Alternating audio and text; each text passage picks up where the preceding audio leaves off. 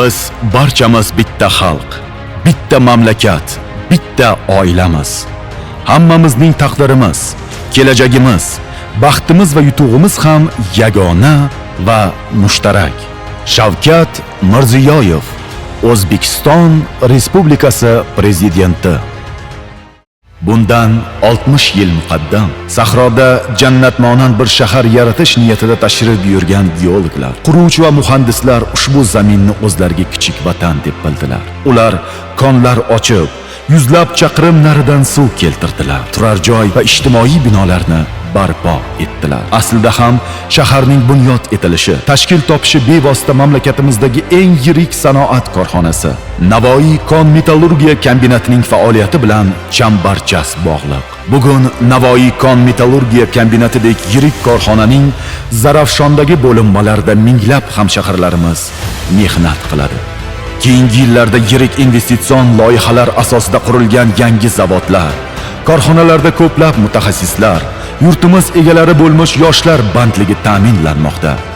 Zamonaviy texnologiyalarga asoslangan 7-gidrometallurgiya zavodi, 2-gidrometallurgiya zavodining 2-navbati foydalanishga topshirilgani, Muruntov konida olib borilayotgan yirik investitsion loyiha bunga yaqqol misoldir.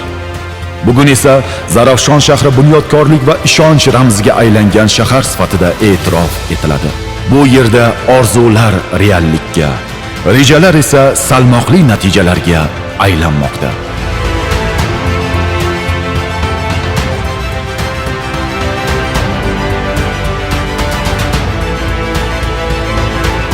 (1965) yilda sahroda qad rostlagan Zarafshon shahrida bugungi kunda 15 ta mahalla fuqarolar yig'inida ko'p millatli 93 ming nafardan ortiq aholi istiqomat qilib kelmoqda. Hududda so'nggi yillarda zamonaviy ko'p qavatli binolarning bunyod etilayotgani, yangi majmualar va inshootlar qad rostlayotgani, shahar hududi yil sayin kengayib borayotgani, albatta aholi turmush farovonligi yaxshilanayotgani bilan bog'liqdir. Birgina raqamlarga to'xtaladigan bo'lsak, Zarafshon shahrida o'tgan davr mobaynida bunyodkorlik ishlarining jadal olib borilishi natijasida 50 ga yaqin ko'p qavatli uy-joylar bunyod etildi.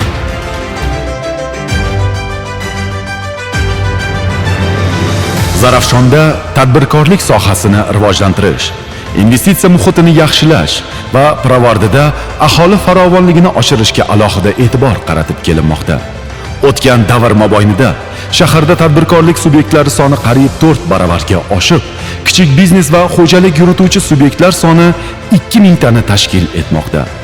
Oxirgi 4-5 yilda shaharda savdo va xizmat ko'rsatish sohasi ham sezilarli darajada oshdi. Bozor va yirik savdo komplekslari soni 3 tadan 15 taga yetdi. Ayniqsa, shaharda turizm va mehmonxona xizmatlarini rivojlantirish borasida olib borilgan qator amaliy chora-tadbirlar natijasida 30 ga yaqin mehmonxona va mehmon uylari faoliyat ko'rsata boshladi.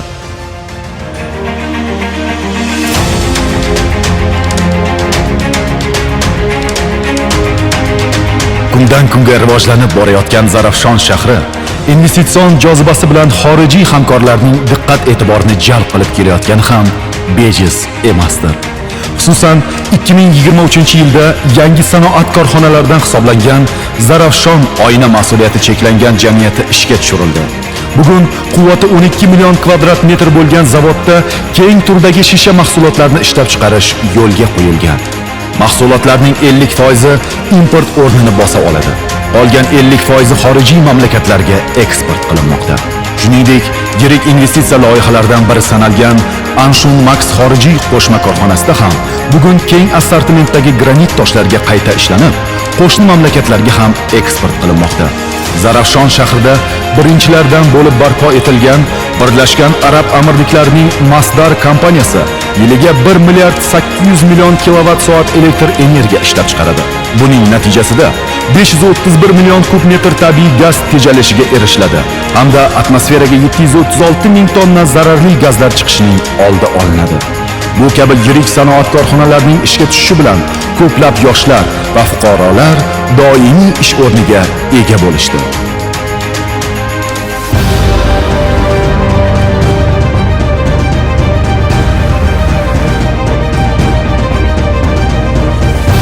So'nggi yillarda Zarafshon shahrida tibbiyot sohasida ham ulkan yutuqlarga erishildi.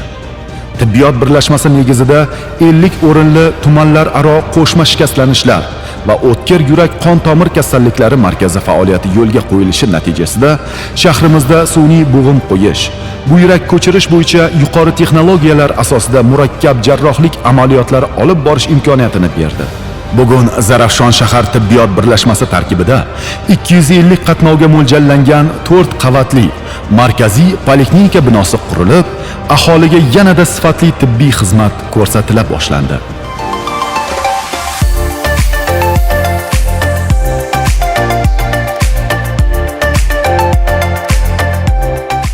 Har bir bola bilim olishda eng yaxshi sharoitlarga ega bo'lishi uchun Zarafshonda yangi maktablar bunyod etilmoqda.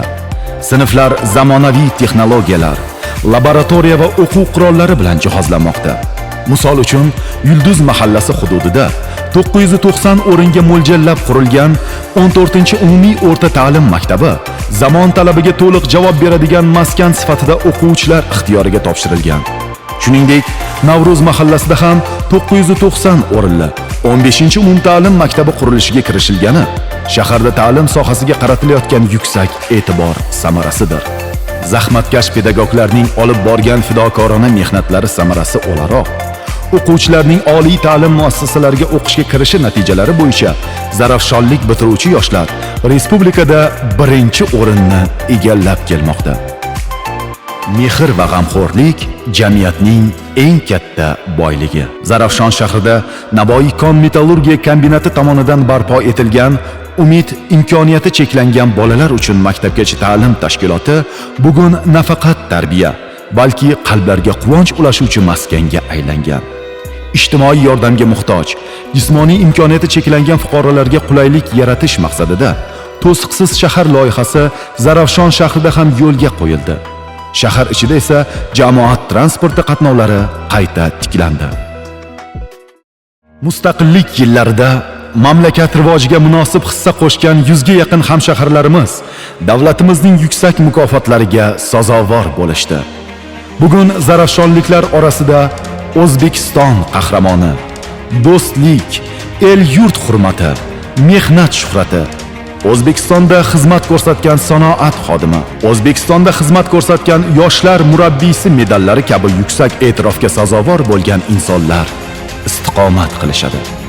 Sport va yosh avlod kamoliga qaratilayotgan e'tibor natijasida og'ir atletika bo'yicha Osiyo chempioni Nigora Suvonova, erkin kurash bo'yicha Osiyo chempioni Sevinch Sultonova, Parij 2024 yozgi paralimpiya o'yinlari oltin medal sohibi, O'zbekiston iftixori faxriy unvoniga sazovor bo'lgan Elbek Sultonov, sambo bo'yicha jahon kubogi bronza medal sohibi Sabina Davlatova, Yosh kitobxon respublika tanlovida 1 va 3 o'rinni egallab kelayotgan opa-singil Aziza va Nastarin Ibrohimovalar bugun Zarafshon shahri nomini respublika, qolaversa dunyo miqyosida tanilishida salmoqli hissa qo'shishmoqda.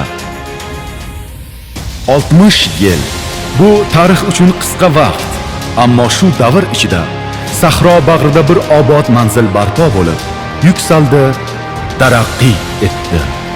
Zarafshon bu qulaylik va shinamlik, mehr hamda e'tibor, bunyodkorlik va kelajakka ishonch shahri. Zarafshon yangi g'oyalar bilan buyuk kelajak sari